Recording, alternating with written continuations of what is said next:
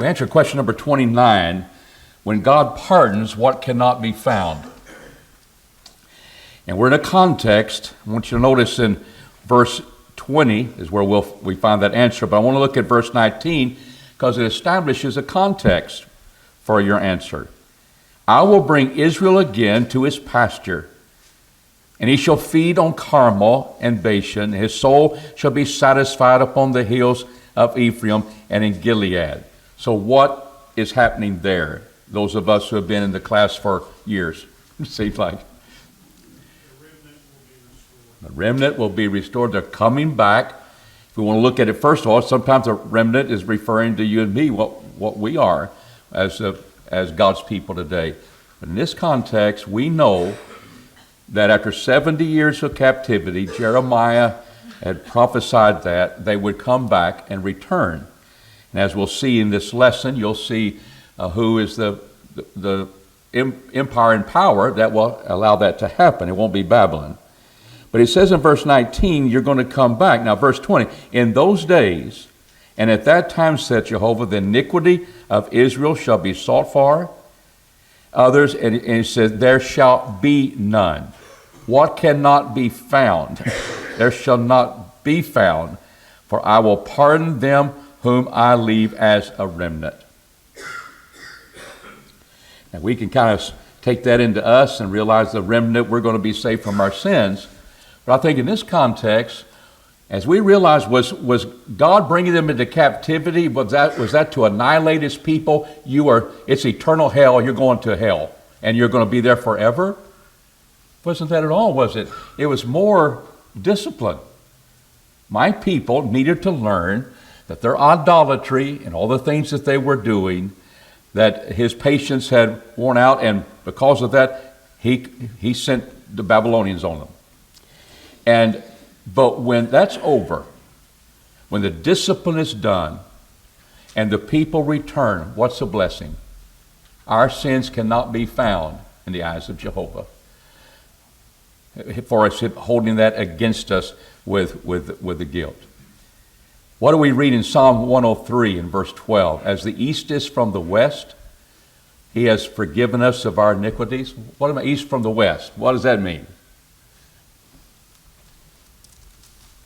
I don't think that's total. There's not any space in between. That's one goes north south, but it's east is west. That's the whole point.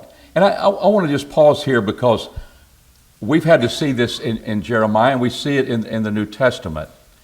If you don't come to the Bible with some knowledge and common sense of life, it's very difficult, isn't it? Because the Bible already thinks you're a farmer. The New Testament is. And the Bible realized there's things already in place, east and the west, and what that's about. And when you come, well, I can't understand the Bible. And while our understanding should not determine what the Bible says, God has assumed a lot of things. When you start thinking about the New Testament, the parables, what was that about? They know about baking, they know about farming, they know about gathering fish. They know netting. Well, I don't know that. They did.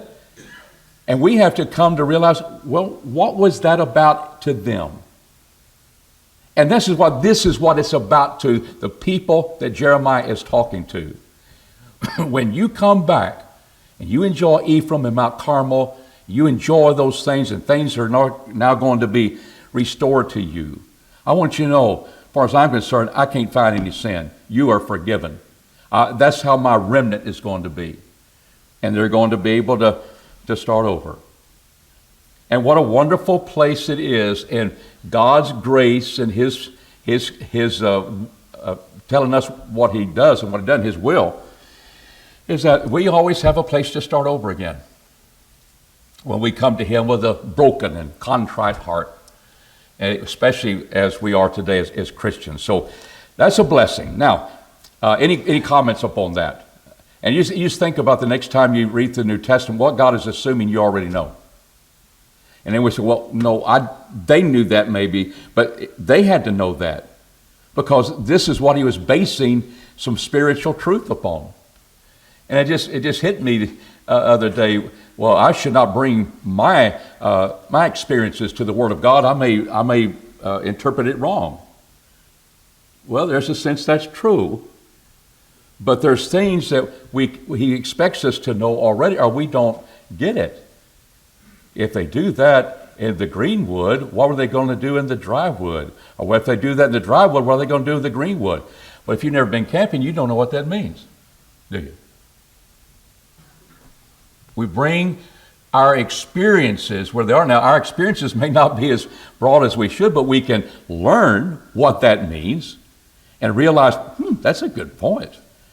The fire's not going to be starting with green wood. And if they do that, with that, what's going to be like when the dry wood comes? Then you begin to gain in your understanding. And here we will honor the context. We limit the context, make that our point. Though we have other passages that will talk about, we're the remnant, we've been forgiven. He says from the west, God forgives us, and I can appreciate that. But what a place to begin. A positive place with God that they haven't had for 70 years. They've been under the punishment. All right? Question number 30. Who would be Jehovah's army or armory and supply the weapons of his indignation against Babylon? Because now we're looking at these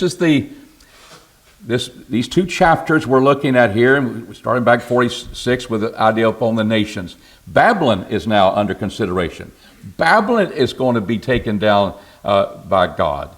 And I think this is kind of emphasized in this section. So let's drop down to what verse? Verse 25. Let's see if this is not our answer. Jehovah hath opened his armory. Now, what is an armory? Well, I've never been in the service. I don't know anything about that. Well, I think you do, because you've learned. You've had experience. What is it, David? That's right. And they had to store their armor. They're not in a war all the time. So he opened his armory and has brought forth the weapons. That sounds like David's right on target. That's where you get the weapons of his indignation. For the Lord Jehovah of hosts hath a work to do in the land of the who? Chaldeans. God has a work to do in the land of the Chaldeans. He's opening up his armory. No, he opened up the Medo-Persians. That's true. But who is behind calling the shots? It's God's armory. It's his weaponry, and what is he using? He's using the Medo-Persians to take care of the Chaldeans. And so here's the point about, well, God is in charge. He's supplying, it's his indignation. It's his weaponry. And what is the rod in his hand? What is the sword in his hand? It's been Babylon to take care of Jerusalem and the people of Israel. And it's going to be the next kingdom that's going to be the Medo-Persian Empire that's going to take care of the Babylonians. Just a side note here. In verse 26, we've been talking about your enemy's going to come from the north. We said Medo-Persians came from the east, and that's true. But what we'll see here is that in verse 26, he says, against her from the utmost border. And you say, well, my Bible may be archaic to you, and you probably got a better translation of that. So what does he come against you from where? What does your Bible say? You say northern? That's right, farthest. Meaning they're coming all directions. They're coming all directions. And that tells me maybe the north, coming from the north, wasn't literally true, but that was a significance because what God's people suffered is coming back on the Babylonians. So their enemy is ideal. You had an enemy come from the north, and that is true. But they're going to come from all sorts of directions on you, Babylon. But that would include coming from the north as an enemy. Now, what makes it maybe a little literal, more literal than we might think, because we'll get back here, he'll come back to talk about verse 41, behold, a people coming from the north. So he's not denying that. But it could be, well, that is symbolic of the enemy that comes from the north. But in verse 27 of chapter 51, what are the kingdoms against her? What does your Bible say? Mine says Ariat, Minai, and Ashkenaz. And yours may say differently. Now that's 51. You may not have got that far. But where are those nations? Where were they located? How can we identify them today? It's Armenia. It's Russia. They were well recognized in the Assyrian codexes. They talk about them. But that'd be Armenia. It used to be part of the USS, the Soviet Union, but it's its own republic now. But those nations that he speaks about, and they would be from the north. And what they did, they were conquered by the Medo-Persians. And of course, the practice in those days that if you were conquered, you will serve in our army. And who came against Babylon? The Medo-Persians. Who did they have already? They had conquered during this time frame. They had conquered those people in what we know as Armenia. And they literally come from the north. So it may be these are the mingled people that is being stressed, but they're coming from all directions upon Babylon. And yet it's true that the enemy did come from the north because there were other kingdoms that were going to come against Babylon and the Chaldeans, and that's what we see in chapter 51:27. But it's interesting to me to look up that and realize that Assyrians had used those, but they came Caspian Sea, Black Sea. They came further north than what we have of the Chaldeans, literally so. And they were part of the Medo-Persians doing the fighting, and Jeremiah speaks about that. So there's the armory. God's doing His will. It's His armory that's open. He's supplying the force, and it's going to be. Of course, we're going to see it the Medo-Persians. Question number 31. The vengeance of God against Babylon was also the vengeance of what?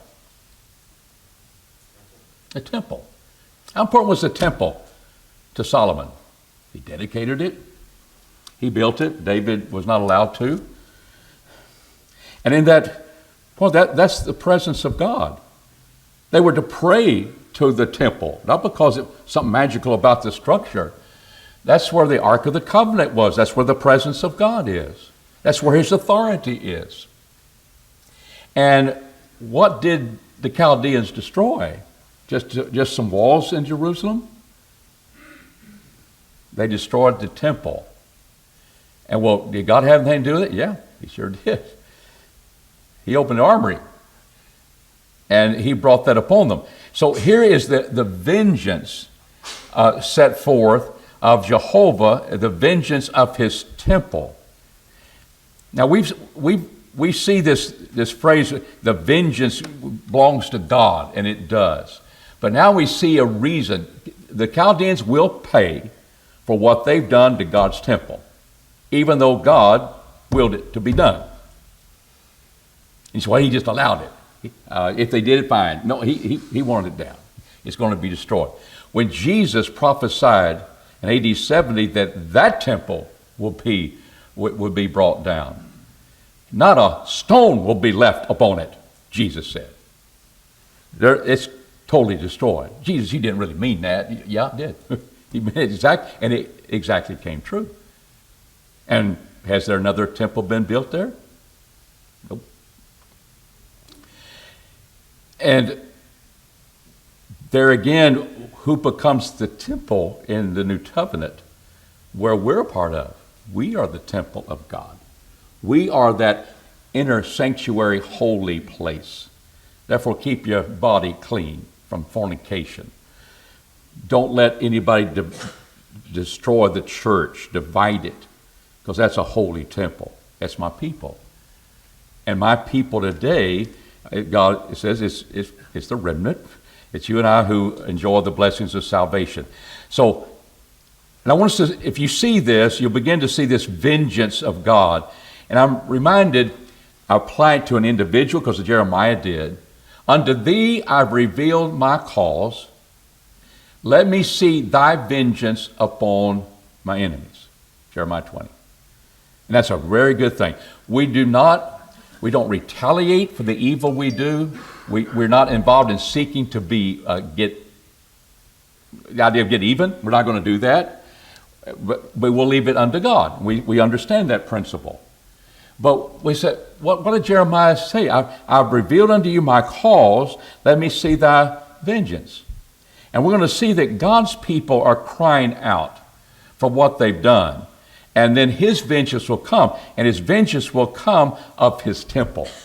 Here's my cause. Here's the cry out from my people. And it's as if the temple is crying out. You revealed your cause. I'm going to bring forth the vengeance upon them. And that's exactly what took place. So it's the temple that we're looking at. Any comments along that you want to add? All right. Question 32. How devastating would be the sword upon Babylon?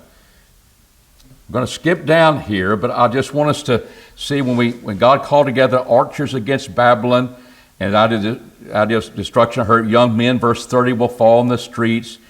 Behold, verse 30, oh, I'm against thee, O thou proud one, saith the Lord of hosts. Verse 32, and the proud one shall stumble and fall, and kindle fire in his cities, and shall devour all that are round about him. And said, thus said Jehovah of hosts, the children of Israel and the children of Judah are oppressed together, and all that took them captive hold them fast. They refuse to let them go. Of course, their Redeemer is strong, so Babylon is going to let them go. And all of a sudden, we begin to pick up the things about the sword. And we find verse 35, a sword is upon the Chaldeans. A sword is upon the boasters. A sword is upon the horses and chariots. And this may be a particular lesson or revelation that God gave through Jeremiah. Because we know we're picking up things in piecemeal under a heading of the prophecies against Babylon. And the reason I know that, when we get to the end of chapter 51, thus far are the words of Jeremiah. Thus far. Because when you complete it, God, the editor is bringing these things that Jeremiah did speak, that Jeremiah did write, and he's putting together. And I think this is just a section where the sword, which is going to be that which is devastating, comes upon Babylon, and we just kind of want to note how devastating was it. So notice in verse 34, the Redeemer is strong, Jehovah of hosts is his name. He will thoroughly plead their cause, that he may give rest to the earth and disquiet the inhabitants of Babylon. I'm standing in doing vengeance. You've revealed to me your cause, and now here's the consequences. God did not overlook all the bad that Chaldeans did. Haggai needed to understand that, and he did, as he walks by faith. Verse 35, a sword is upon, so let's just kind of departmentalize. The sword is upon maybe the population, the people, like we're the people of the United States, and the sword is upon us. Will it come upon the population? The Chaldeans, yes. And upon the inhabitants, I was right on target there, Babylon, but also upon whom? Their rulers, and their princes, and upon their wise men. Remember, Jeremiah has to deal with so-called wise men that they believe they are inspired of God, and indeed we can take Babylonians, they're not going to take us. And there's going to be a revolt for that. And we'll have a section here before this chapter 51 is over when that occurred. But he said, upon their wise men, they're not so wise, they'll look foolish. So we got that. Now the sword is upon the boasters, and they should become fools. That we're not going to be destroyed by the Chaldeans. We'll destroy them. We will fight against them and win. No, you're going to be destroyed. You'll become fools. A sword is upon the mighty men, and they shall be dismayed. Mighty, strong men. Who's going to overthrow them? God is, and he'll take them. Verse 37, a sword is upon their horses and upon their chariots. Well, what is that taken out? That's how we do warfare. And this time, 6th century, 7th century, 8th century BC. The sword is upon their horses and upon their chariots, upon all the mingled people that are in the midst of her. There's your mercenary soldiers. There's the people that they've conquered, they bring in, and they will fight forced to fight. And maybe they've been paid to fight, if they were worth that. But the mingled people that are not just Chaldeans, but of these other nations that we will see in chapter 51 and verse 27. And they're going to be in the midst of her, and they're going to be as women. Not going to be strong, not going to help the many. A sword is upon her treasures. Is their economy going to be hurt? Yeah, their treasures that they hold, it shows the power. And they shall be robbed. This is how they're going to be plundered. They're not going to disintegrate. He said, we'll take them. We've got them. And the sword is going to be upon that. And then that closes that. So you got the people, you got the leaders, you got the boasters who are maybe like the false prophets and they're the wise men and saying this is what's going to happen. You've got how they do military action. You've got what sustains them with their treasuries. It's going to be stolen because there'll be one who plunders them. And it's God using the Medo-Persians to do that. But would you say that's devastating, what the sword is going to do to Babylon?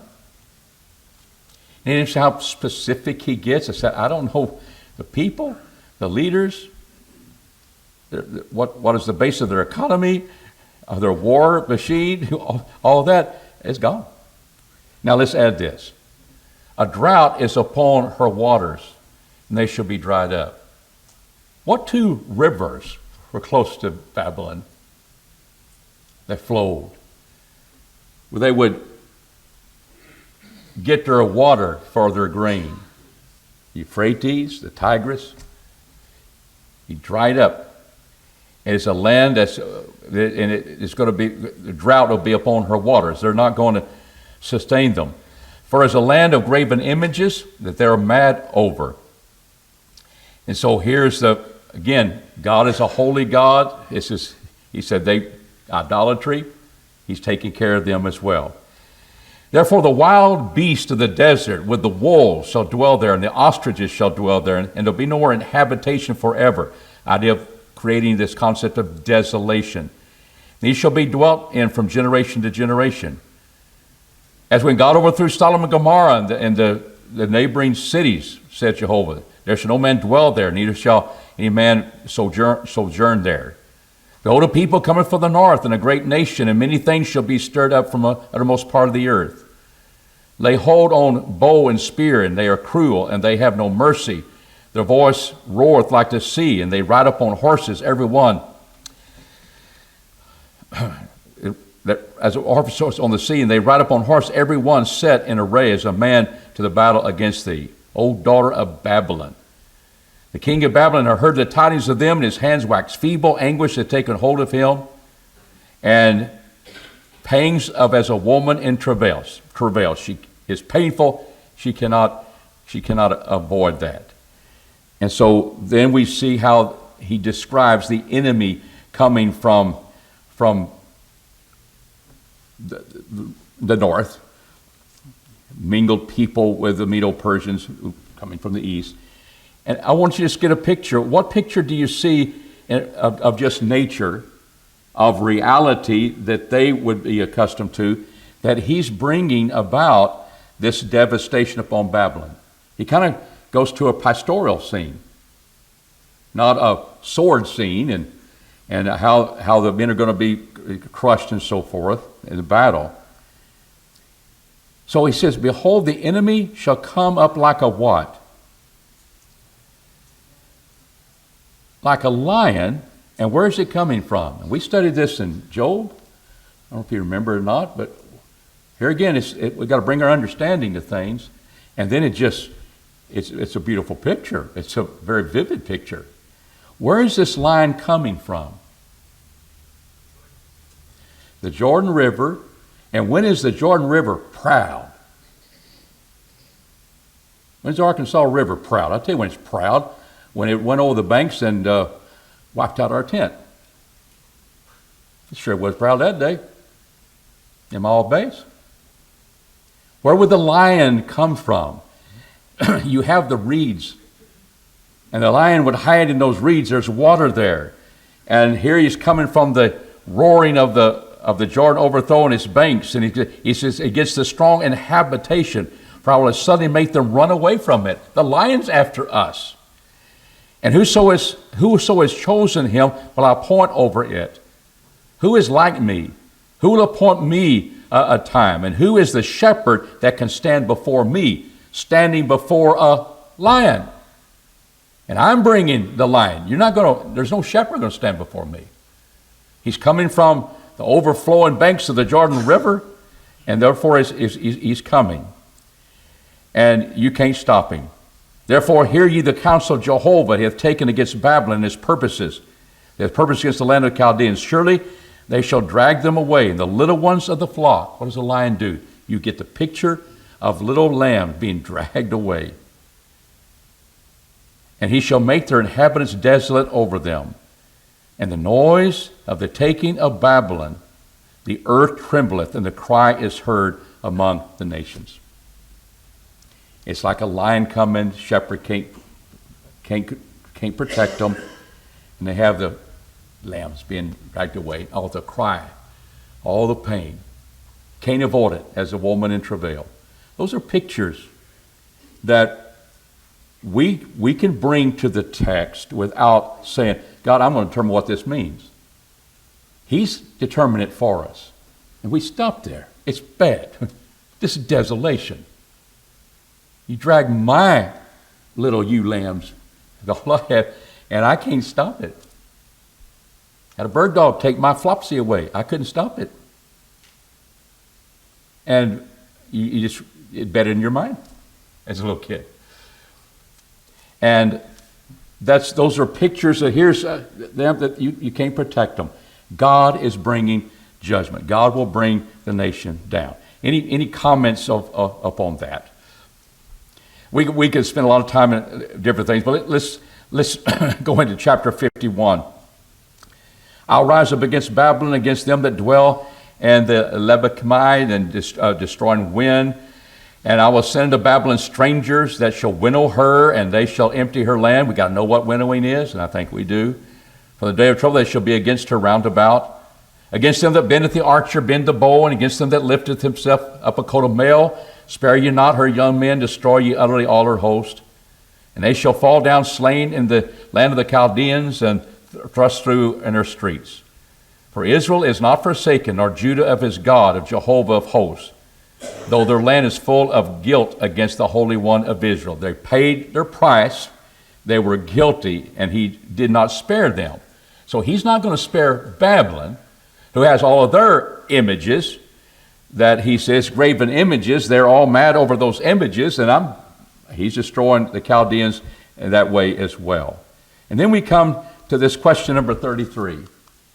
Babylon had been a golden blank in God's blank.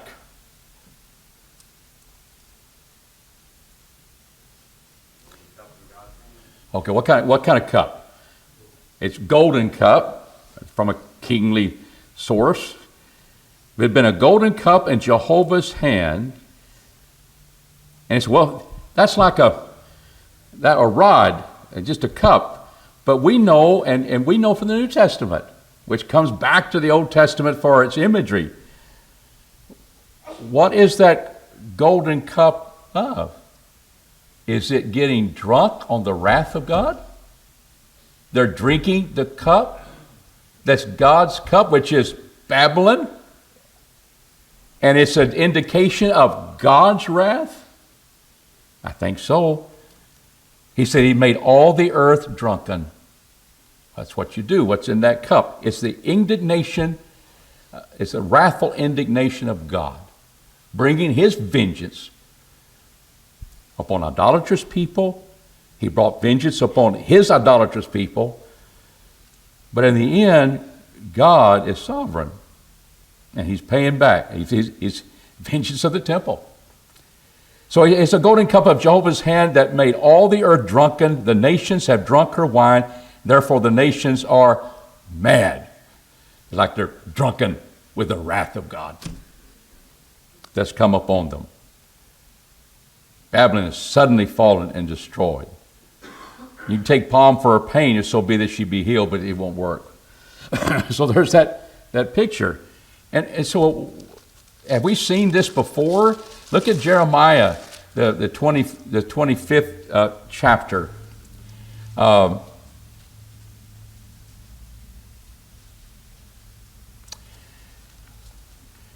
had it written right there. Let's see where. Yeah. That's where I am. Well, Jeremiah, is it 25? Okay. Well, why don't you read it? It shall be, they refuse to take the cup from your hand to drink, and you shall say to them, thus says the Lord of hosts, you shall surely drink. All right. That's his wrath. 25:15. And there's the point of while we think it in the context brings this in as well, that indeed it is his wrath, and they're drunken with his wrath. What do we see in Revelation, the 14th chapter? We'll drink, people who practice idolatry will drink the wrath of God. That imagery is given again in that time as well. And we're going to be seeing who is going to be involved in administering all of this, and it's going to be the Medes, and we'll talk more about that. But there's the idea of the cup. And Jesus said, I'll drink this cup. Well, that wasn't the wrath of God. It's the idea of tribulation and pain and suffering. Context determines everything, but drinking the cup means I am digesting it. It's coming upon me. It's in there, and it's going to destroy them. And it's God's wrath, and they are mad, drunken mad. They can't avoid that. That's what it means. Question number 34. Describe the contrast between Jehovah and with the idols made with hands. You know, we drop through for verses 11, make sharp the arrows. Notice again he says in verse 11, it's the vengeance of the temple. Set up a standard against the walls of Babylon and the watch strong. Set the watchmen, prepare the ambushes. For Jehovah hath purposed and done that which spake concerning the inhabitants of Babylon. Again, destruction is coming upon them. But here we see that he's going to be bringing, when the abundant treasure, thine end is come, the measure of thy covetousness. Verse 13, he sworn by himself, I will fill thee with men as with the cankerworm, and thou shalt lift up shout against thee. The cankerworm is going to destroy the crops. We see that imagery take place. And then he begins to describe God. Because of these images, he describes God as a contrast. Let's see what he says about him. He hath made the earth by his power. These images don't have the power to do anything. They can't even stand up unless they are propped up. They can't move unless somebody carries them. He hath made the earth by his power, and he has established the world by his what?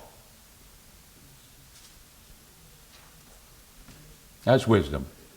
Did you stop to contemplate today how orderly the morning has come? Sun rising. Yeah, we got a little rain. And every day it seems to come back. Who set that in order? Who is involved in making sure that is continued on all this time? We build things, man does, and it's always having to be maintained. We're having to do it or it'll break down and destroy its function that we wanted it to be. Do we have to go up there and oil the sun so it can easily come up today? Who's can his power and his wisdom set that in order? And by his understanding, he has stretched out the heavens. When he uttered this voice, there is a tumult of waters in the heavens, and he caused the vapors to ascend from the ends of the earth, and he maketh lightning and the rain. Here's the natural thing, rain being caused, and bringeth forth the wind out of his treasures. But every man is become brutish and is without knowledge. Every goldsmith is put to shame by his image. For his molten image is falsehood, and there is no breath in them. God breathed into our nostrils the breath of life, and man became a living soul, the first man. In Jesus was life, and life became the light of men. How did God create from nothing? How did he bring forth life? He was the beginning. He's your Big Bang. He's always been. He gives life. We don't have a problem. I know that by faith. Nobody else can come up with a better one. Soupy stuff just kind of come together and we have life. That doesn't fit well with me. Understanding about how that happens. But I realize here's a reason, cause and effect. Eternal God. And he brought it into existence. It's for his glory. It's for his glory. It declares the glory of God. So here's images that are against God instead of realizing here's God, greater in wisdom, greater in power, and that's what they've done. No wonder the temple has vengeance coming. And, of course, God is as well. Any comments on question number 34? Let's see how far we go. Even though Babylon was a destroying mountain, what would be her end?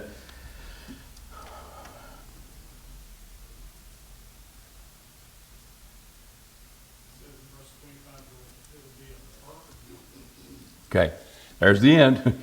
It's a destroying mountain, forceful, powerful. And he says, Jehovah which destroys all the earth, I will stretch out my hand upon thee, roll thee down from the rocks, and I will make thee a burnt mountain. And they shall not take of thee a stone for a corner, nor a stone for a foundation, but thou shalt be desolate forever, said Jehovah. Again, imagery that, well, take a cornerstone. We've got to bring that to the Bible sometime to know. And we learned a lot by seeing what God said about it. We've never been an architect or we've never been in the building trade. There's that reference point. People are not going to live there. It's going to be desolate for the time that he has set forth. And so here's where what becomes of Babylon. Destroy a mountain becomes a burnt mountain. In destroying Babylon, God was executing judgment upon whom?